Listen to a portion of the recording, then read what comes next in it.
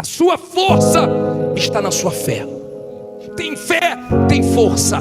Força para lutar, para trabalhar, para fazer frente com os problemas. Tem força, porque crê que esse Deus não vai falhar com você.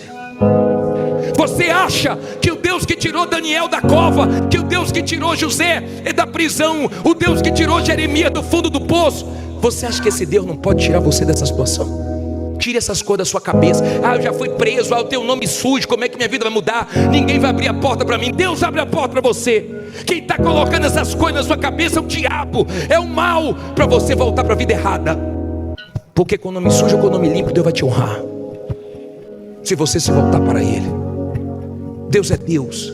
Deus não é pequeno, Deus não é do seu tamanho, nem um pouquinho maior do que você. Deus é grande, Deus é poderoso e já fez coisas extraordinárias no passado e continua fazendo no dia de hoje.